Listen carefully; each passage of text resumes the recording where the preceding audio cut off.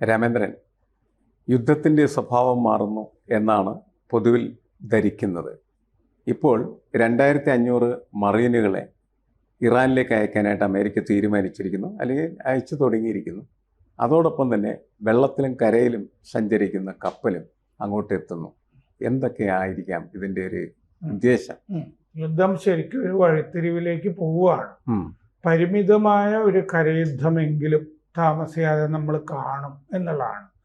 ഇറാന്റെ അകത്ത് വന്ന് ഒരു കരയുദ്ധം നടത്തി ഇറാനെ കീഴടക്കാനൊന്നും പറ്റില്ല. കാരണം കോട്ടകൾ വളഞ്ഞിരിക്കുന്ന ഒരു സ്ഥലമാണ് ഈ ഇറാഖിന്റെ 4 ഇരട്ടിയുണ്ട് ഇറാൻ ഭൂപ്രദേശം. കോട്ടകൾ വളഞ്ഞിരിക്കുകയാണ്. അതിൻ്റെ അകത്ത് കയറി അമേരിക്കയ്ക്ക് കരയുദ്ധം ജയിക്കുക എന്നൊക്കെ പറഞ്ഞു കഴിഞ്ഞാൽ ഓരോ ഗ്രാമത്തിൽ ചെല്ലുമ്പോഴും പണി കിട്ടും. അപ്പം ഇത് കഴിഞ്ഞ ദിവസം ഖാർഗ് എന്ന് പറഞ്ഞ എണ്ണദ്വീപിൽ അമേരിക്ക ആക്രമണം നടത്തിയത് നമ്മൾ ചർച്ച ചെയ്തിരുന്നു. ഇവിടെ ഖാർഗ് എണ്ണദ്വീപില് അതിൻ്റെ വടക്കൻ ഭാഗത്ത്, വടക്കും തെക്കും ഭാഗം, ഈ തെക്ക് ഭാഗത്താണ് ഈ റിഫൈനറി ഉള്ളത്, എക്സ്പോർട്ട് ടെർമിനലും ഒക്കെ ഉള്ളത്.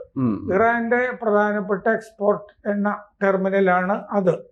90% എണ്ണയും ഈ ഖാർഗ് ദ്വീപിൽ നിന്നാണ് പോകുന്നത്. അത് കഴിഞ്ഞിട്ടാണ് ഈ ഹോർമൂസ് കടലെടുക്ക്. അപ്പോൾ അതിൻ്റെ വടക്ക് ഭാഗത്താണ് ആക്രമണം നടന്നത്. വടക്ക് ഭാഗത്ത് ആക്രമണം നടന്നു എന്ന് പറഞ്ഞാൽ അവിടെയാണ് സൈനിക കേന്ദ്രങ്ങൾ. ഈ ഖാർഗ് ദ്വീപിന്റെ പ്രൊട്ടക്ഷനും മിസൈൽ കേന്ദ്രവും ഒക്കെ ആയിട്ട് നേവൽ സ്റ്റോറേജ് സൗകര്യങ്ങൾ അവിടെയാണ്. നാവികസേനയുടെ സംഭരണികൾ ഈ ഖാർഗ് ദ്വീപിലെ വടക്ക് ഭാഗത്താണ്. മിസൈൽ സ്റ്റോറേജ് ബങ്കറുകൾ, അതായത് നിലവറകൾ, മിസൈൽ ശേഖരിച്ച നിലവറകൾ, ഇതൊക്കെ അവിടെ ഉണ്ട്. ഹോർമൂസിന് വേണ്ടിയിട്ടുള്ള ഈ സൈനിക സംരക്ഷിക്കാനുള്ള സൈനികരുമൊക്കെ ഖാർഗ് ദ്വീപിലെ വടക്ക് ഭാഗത്തായിരുന്നു.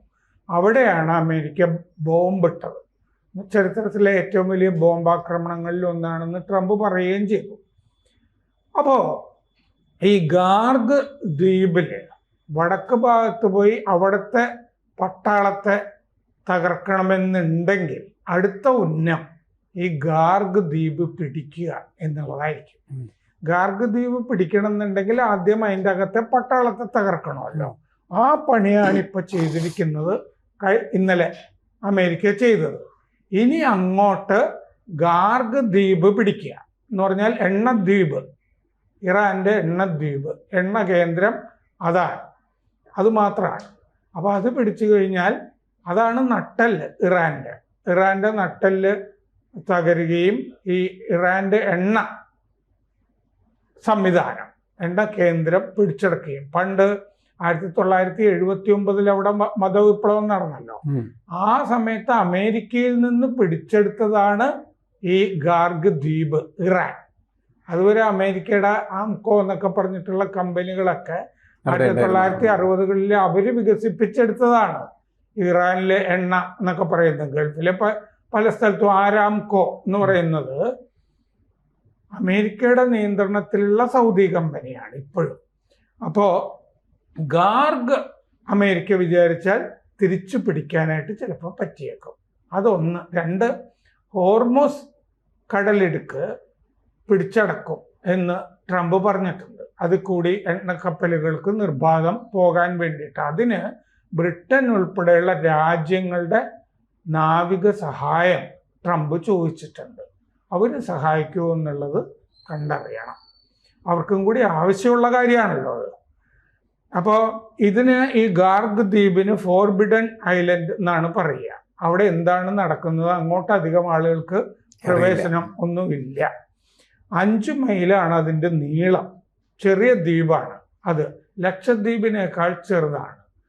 അമേരിക്കയിലെ മൻഹാട്ടൻ്റെ 1/3. അപ്പോൾ 950 മില്യൺ ബാരലുകൾ എന്ന് പറഞ്ഞാൽ 9.5 കോടി ബാരലുകൾ ഈ ഖാർഗ് ദ്വീപിൽ നിന്ന് ഒരു വർഷം കയറ്റി അയക്കുന്നുണ്ട് ഇറാൻ. പ്രധാനമായിട്ടും ചൈനയിലേക്കാണ് പോകുന്നത്. 2024 $78 ബില്യൺ, 7.2 ലക്ഷം കോടി രൂപ എണ്ണ വിൽപ്പന വഴി ഇറാൻ നേടിയിരുന്നു. 2,00,000 കോടി രൂപ. വലിയ തുകയാണത്. അപ്പോൾ ഇതിൻ്റെ ഇറാന് ഈ അമേരിക്ക ഗാർഗ് ദ്വീപ് ആക്രമിക്കാൻ വന്നാൽ ഇറാന് ഗാർഗ് ദ്വീപിൽ ഇനി ചെല്ലുക, അവിടുത്തെ പട്ടാളത്തിനെ ഇപ്പൊ തകർത്ത് കഴിഞ്ഞല്ലോ ഇന്നലെ, ഇനി പട്ടാളത്തിനെ അങ്ങോട്ട് വീണ്ടും കൊണ്ടുപോകുക എന്നുള്ളത് ഇറാന് എളുപ്പമല്ല. അതാണ് പ്രശ്നം. ഡിസ്റ്റൻസ് ഉണ്ട്. മെയിൻ ലാൻഡിൽ നിന്ന്, കരയിൽ നിന്ന് ദ്വീപിലേക്കുള്ള അകലം ഉണ്ട്. അതായത് ഇന്ത്യയിൽ നിന്ന് ലങ്കയിലേക്ക് പോകുന്ന ദൂരം ഉണ്ടാവില്ല, അതിനേക്കാൾ ശകലം കുറയും. അവിടെ ഇറാനെത്താൻ പ്രയാസം വരും. അതുകൊണ്ട് ഈ ഗാർഗ് ദ്വീപ് പിടിക്കുക എന്നുള്ളതായിരിക്കണം. 2,500 മറീനുകൾ എന്ന് പറഞ്ഞാൽ സംഖ്യ വളരെ കുറവാണ്. കരയുദ്ധത്തിന് 2,500 പേരൊന്നും പോരാ. ഒരു അംഫീബിയസ് അസോൾട്ട് ഷിപ്പ് ഇപ്പോൾ ജപ്പാനിലുള്ളത് പുറപ്പെട്ടിട്ടുണ്ട്. അപ്പൊ ഇത് ഗാർഗ് ദ്വീപ് പിടിക്കുക എന്നുള്ളതായിരിക്കണം ഇവരുടെ ഉദ്ദേശം. ഇനി അവിടെ അസോൾട്ട് ട്രൂപ്പുകൾ ഇറങ്ങണം. അതുപോലെ സംയുക്ത നേവൽ എയർ ഓപ്പറേഷൻ നടക്കണം. അതിനാണ് ഈ സീൽസ് മറീനുകൾ വരുന്നത്. പിന്നെ ഡെൽറ്റ ഫോഴ്സ്, അമേരിക്കയുടെ സ്പെഷ്യൽ ഫോഴ്സാണ്, വരേണ്ടി വരും. ആർമി റേഞ്ചേഴ്സ്, അതായത് സീലുകൾ, ഡെൽറ്റ ഫോഴ്സ്, ആർമി റേഞ്ചേഴ്സ്, ഇതൊക്കെ സ്പെഷ്യൽ ഫോഴ്സാണ്. അവർക്ക് ഇതിന് പരിശീലനമുള്ളൂ. ഈ ഫോഴ്സുകളൊക്കെ അവിടെ ഇനി ലാൻഡ് ചെയ്യണം. അതിൻ്റെ താമസം മാത്രമേ ഉള്ളൂ. അസോൾട്ട് ഷിപ്പുകൾ നമ്മളിപ്പോൾ പറഞ്ഞല്ലോ, അതിൻ്റെ അകത്തും സൈനികരെ കൊണ്ടുവരാൻ പറ്റും ഈ ഗാർഗ് പിടിക്കാനുള്ള. നേവി വ്യൂഹങ്ങൾ, ഈ നാവിക കപ്പലുകൾ ഇപ്പോൾ ഗൾഫിലുള്ളവർ ഈ പ്രൊട്ടക്ഷനുള്ള സുരക്ഷാ കവചം ഒരുക്കും. എയർഫോഴ്സും സേനയെ കൊണ്ടുവന്ന് അവിടെ ഇറക്കും. അതാണ് ഈ 2,500 മറീനുകൾക്ക് പുറമെ സംഭവിക്കുന്നത്. 3 അംഫീബിയസ് വാർഷിപ്സ്, അതാണ് കടലിലും കരയിലും പോകുന്ന കപ്പലുകൾ, 3 എണ്ണം വരാൻ പോകുന്നുണ്ട്. ജപ്പാനിൽ നിന്ന് USS ട്രിപ്പോളി എന്ന് പറഞ്ഞ അംഫീബിയസ് ഷിപ്പ്, ഉഭയ കപ്പൽ എന്ന് പറയാം, പുറപ്പെട്ടിട്ടുണ്ട്. അത് താമസിയാതെ അവിടെ എത്തും. ഗാർഗിന്റെ വടക്കൻ ഭാഗത്ത് ഒരു എയർ സ്ട്രിപ്പ് ഉണ്ട്, വിമാനത്തിനൊക്കെ ഇറങ്ങാൻ, ഹെലികോപ്റ്ററിനൊക്കെ വടക്ക്. അവിടെയാണ് ഈ സേനകളൊക്കെ വന്ന് ഇറങ്ങാൻ പോകുന്നത്. അവിടെ ഈ ഇറങ്ങാനുള്ള സൗകര്യങ്ങളും ഒക്കെ ഉണ്ട്. തെക്കാണ് ഞാൻ നേരത്തെ പറഞ്ഞ പോലെ ഓയിൽ ടെർമിനലുകൾ, അത് നശിപ്പിച്ചിട്ടില്ല. അത് ഇറാനും സ്ഥിരീകരിച്ചു, അത് അമേരിക്ക നശിപ്പിച്ചിട്ടില്ല.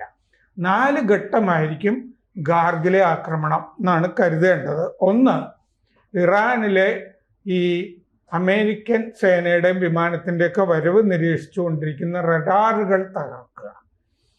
അത് വ്യോമസേനയെ ഉപയോഗിച്ച് തകർക്കാം. ആൻറ്റി ഷിപ്പ് മിസൈലുകൾ ഉപയോഗിച്ച് തകർക്കാം.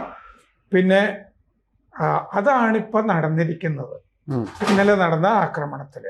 ഇനി കപ്പലുകൾക്ക് വരാം, ഈ സേനയും ഒക്കെ ആയിട്ട് 2 സ്പെഷ്യൽ ഫോഴ്സുകൾ വരും എയർ സ്ട്രിപ്പ് പിടിക്കാൻ വേണ്ടിയിട്ട്. അവിടെ ഒരു എയർ സ്ട്രിപ്പ് ഉണ്ട്, അത് പിടിച്ച് കൈവശപ്പെടുത്തണം.